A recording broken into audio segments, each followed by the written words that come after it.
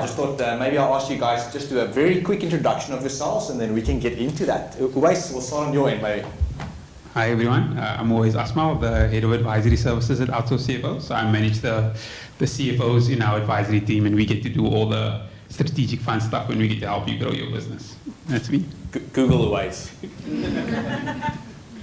Hi everyone, my name is Ayanda Vabaza Mvandaba. I work with OCFO as well as wear a couple of other hats. I'm the director and founder of Kwandiso Consulting. Hi everyone, I'm Leanne Hoffman. I'm the Technical Tax and Accounting Manager at OCFO, which sounds very technical and boring. I'm also a mother of 3 boys, and I used to be an interior decorator, so finance is not always boring. Very interesting. Thanks guys, thanks for being here and sharing some of your wisdom with us. So we're here to talk about scaling up. So when a company scales, revenue grows, operations grow, headcount naturally kind of grows. What happens in finance when a company grows very fast? Ayanda, I'm going to start with you, please. I think when a company grows extremely quickly and it is not prepared to handle the capacity of the growth, finances will, or the finance function will definitely stall. It will definitely fall behind. Entrepreneurs will focus on what they want to do, and they will pick their struggle, and it definitely will not be the finance function. Uwais, can you add something to that? I can only add on top of that. So, I mean, what do most founders do is they manage their business from their bank account. And you can do that when you're small, but once you start getting bigger and you need to start managing payments, that becomes the first thing that trips you up. You don't realize you have something to pay next week, something else, and another tax payment to pay the following month, and a bigger. So that's really what happens, and then all of a sudden you're out of cash, and that can be a big problem.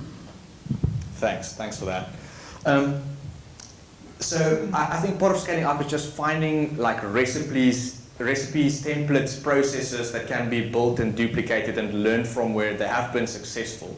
So I see our slide is up a little bit early, but I wanted to ask you guys just in terms of the foundational principles of a good finance engine. Leanne, maybe I'm going to ask you about the first 3, 4 of these baseline pillars. How would you go about explaining that as the heart of a good finance function? Sure, thanks Louw. First one up here is accurate basic financial information. Exactly the last thing that a whole group of entrepreneurs want to think of.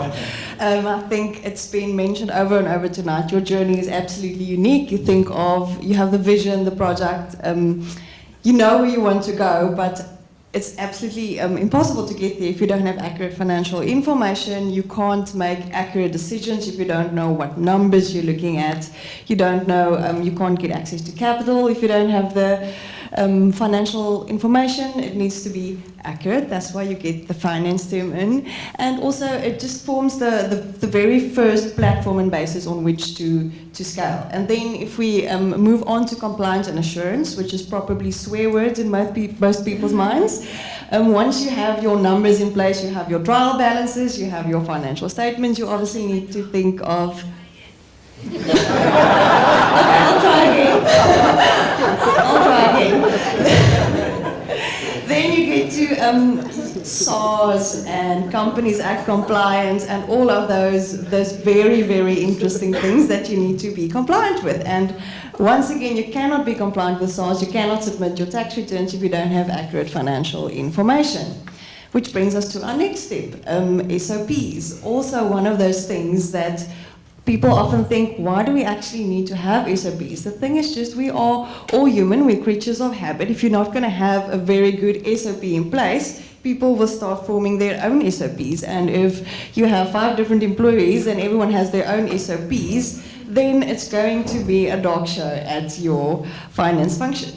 Once you have your accurate basic financial information, you've got your compliance in check, and you have SOPs, we can start thinking about automation. Because now you have your teams, they're all on the same page, they know what to do, they have accurate information, and now you can start thinking of how can I actually automate things? Why? Yes, we are living in a world of automation where AI is real, and when you go onto a website, you have chatbots talking to you, but also you can make, you can really make some processes so much more efficient and so much faster, and then you can also enable and empower your teams to focus on the end vision and then look away from all the finance functions when you put the correct automations in place.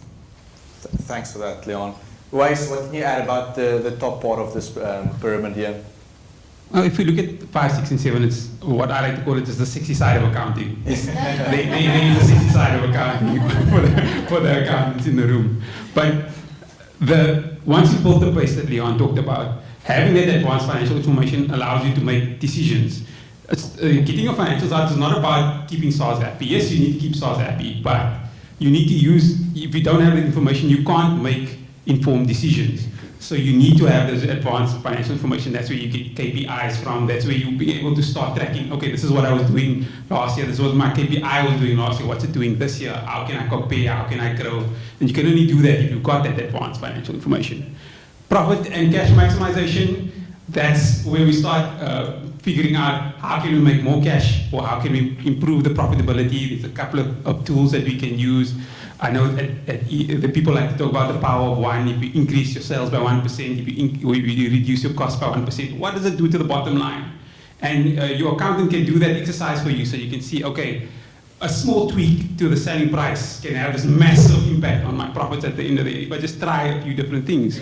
But you won't know until you actually test it out and you try and maximize when can you get the higher profit or the better cash. And then strategic direction is more, where do you want to grow from a business in the long term? Because your long term indicate, we as a finance team, you have to build your finances so that you can get your strategic long term. And at OCFO, we've got this the saying of we've got a BAG, a 15-year BAG. We want to serve 10,000 entrepreneurs and we want to grow 1,000 professionals. And that's our strategic direction. So everything else falls into that. And if you don't have that, you start moving, you start seeing, every time you see a shiny thing, you say, oh, let's go this way, or let's go that way. But if you've got a focus and a strategic direction that you're working to, then your business will succeed. Thanks for that, Uwais. When you said cash, that word was a bit loaded. I want to talk about cash. Why is it that when a company grows, you think more revenue, more clients, why does the process of growth actually suck cash as one of the fundamental laws of entrepreneurship? Leanne, can I pass it to you? Sure, thanks, Louw. I think we've also had some of the answers to that question tonight. Like, as your company grows, you need to meet the demand with your supply. So if you have to import gin bottles from France, it's cash actually to stock up on inventory if you're selling goods. Yes, your business is growing, it's scaling, you're getting the revenue, but as you are scaling and the revenue comes in, you also need to put the capital structures in place. You need to rent a warehouse, you need to employ staff, you need to market your brand, and all of that is cash intensive. And if you don't plan well for that, then you're going to think, oh yes, my business is scaling, my business is growing, there's revenue coming in, but obviously you need to be smart about and also realize that there's a lot of expenditure going into the business as well, especially with things you may need to make some huge credit sales up front, and then you have debtors tied up in your debtors book with no cash. So yeah, that's just a few things that I can touch on that to answer your question now.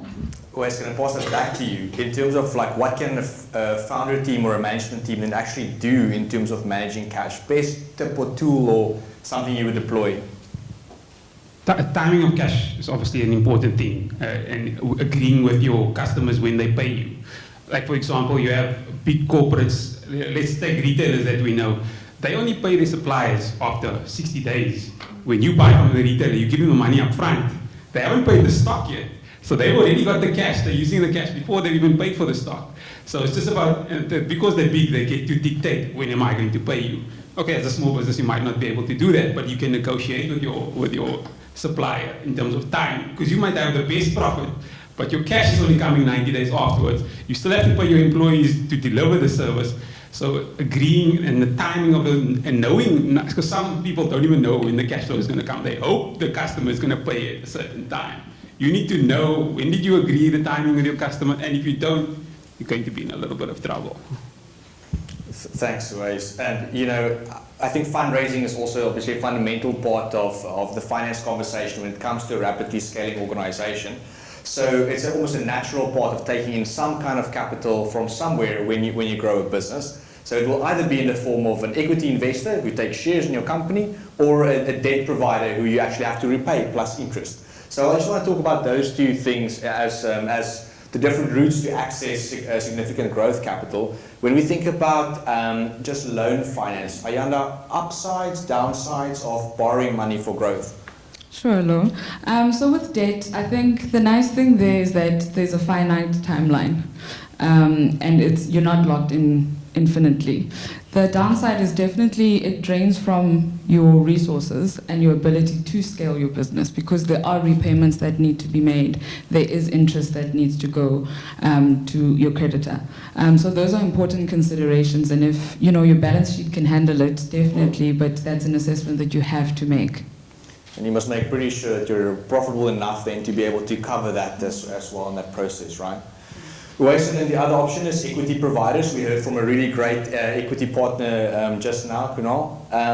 What do you say are the advantages and disadvantages of taking in an investor that buys equity in the company? So I guess the advantages are that you don't have an interest charge every year if you're taking out debt. But you still have to, the investor's also there to make a return. The investor's not giving you the cash out of the goodness of their heart. So you need to deliver. But the benefits are that you can have a bad year, you can have a difficult year and get through it. The type of capital is also very important. So if you've got, it's a bad word, but dumb money is not the right word, but if you, for example, you have somebody who can help grow the business. They mentioned, the speaker with Sadar mentioned that choosing the person that invests in your company is very important, because that's your long-term partner. I've even had situations where there were businesses that they tried to fix something, they tried to grow, and we just couldn't grow. We couldn't get into it was a small town, and they couldn't get into the municipal manager's offices, as an example. Sold some capital to people who had better relationships, and all of a sudden all those doors open. So that's also a positive if you can get an investor who's able to open doors for you that you can't open yourself. Thanks, Uwais. Awesome, appreciate that. Guys, we are running out of time and everyone wants a drink, so I'm just going to ask for final thoughts. One tip, maybe Ayanda, you would give to a room full of scale-up founders, what would that be? Two main things. The first would be start as you mean to continue.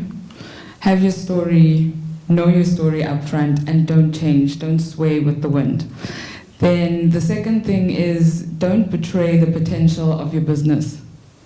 And by that I mean, don't let things go undone. Don't let your finance function fall apart. Don't be found wanting by a potential funder. Don't betray the potential of your business. That's all. Sure. Leanne, do you have something to top that with? I won't say top that, but I do want to say, start with the end in mind. No one starts a business and think, yo, I'm going to have great, accurate financial records and I'm going to be compliant with SARS. But start with a vision in mind, but first things first, you need these to get to the end. So, yeah. Appreciate it. Guys, please give my panel a great round of applause.